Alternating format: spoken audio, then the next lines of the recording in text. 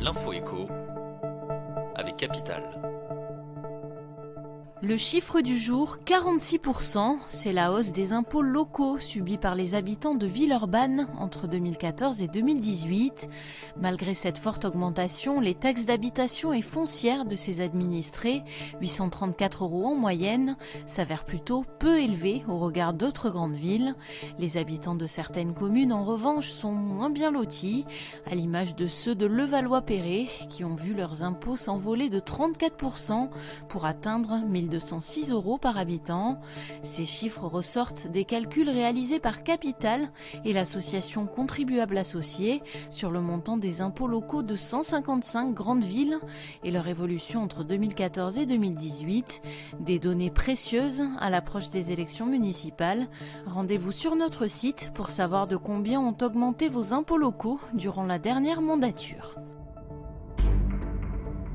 Le coup de gueule du jour est poussé contre une aide destinée aux jeunes en contrat d'alternance. Retard de paiement, bugs informatiques, voici quelques-uns des aléas rencontrés par les bénéficiaires du dispositif financier MobiliJeunes. Cette aide financière destinée aux moins de 26 ans en contrat d'apprentissage ou de professionnalisation est censée leur permettre de payer leur loyer.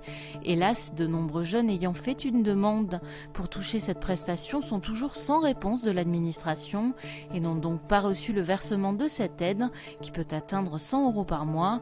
Contacté par Capital, Action Logement qui gère ce dispositif promet de rattraper son retard sur tous les dossiers non traités d'ici le 1er mars.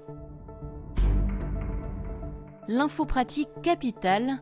Depuis le 1er janvier, les employés de la fonction publique peuvent avoir recours à la rupture conventionnelle et donc mettre un terme à l'amiable à leur contrat de travail.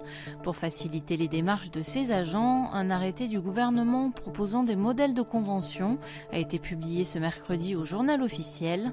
Chaque catégorie de fonctionnaires a désormais à disposition un modèle de rupture conventionnelle. Celle-ci doit notamment préciser le montant de l'indemnité, la date de cessation définitive des fonctions de l'agent et le solde de tout compte.